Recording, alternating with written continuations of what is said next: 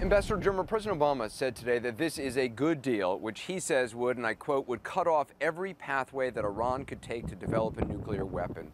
What's your reaction to that? It doesn't cut off the pathways for Iran to develop a nuclear weapon. It actually paves a path for Iran to have a nuclear weapon after about a decade.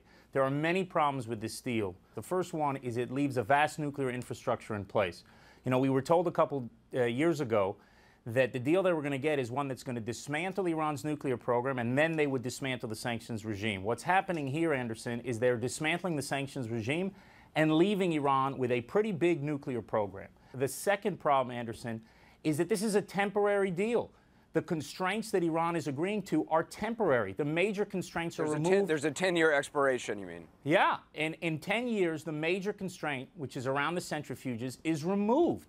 Now, the president himself said a couple months ago, you know, the big fear is what happens in year 13 and 14 when the breakout time goes down to zero. That's exactly right.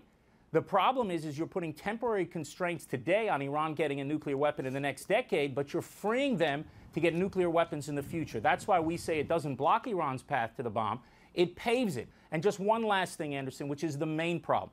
There is no linkage in this deal between Iran's behavior and the removal of the constraints on their nuclear program. There's no linkage. 4 days ago, the president of Iran was in a rally where people were burning American and Israeli flags, chanting death to America and death to Israel. That wasn't 40 years ago. It wasn't 4 years ago. It was 4 days ago. So Iran has no incentive to change. And you've just made a terrorist regime much richer today, and you're going to allow them, after a decade, to have a huge enrichment infrastructure to make many nuclear bombs. This is a disaster. I know that obviously the president spoke to your prime minister earlier on the phone, and the president reportedly said that the United States is going to, and I quote, continue our unprecedented efforts to strengthen Israel's security efforts that go beyond what any American administration has done before. You've obviously been in touch with Israeli officials.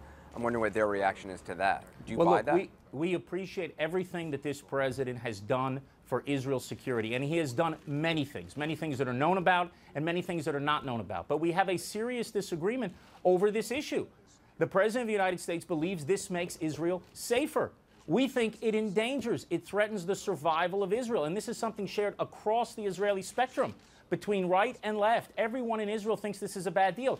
And our Arab neighbors think this is a bad deal. And Anderson, when Israelis and Arabs are on the same page, that happens about once a century. People should pay attention and ask themselves why your allies in the region, those who are most endangered, those who are most vulnerable, why they are telling you that this is a bad deal. We live there. What would you like to see? I mean, is there any way that Iran can be a nuclear country, in your opinion?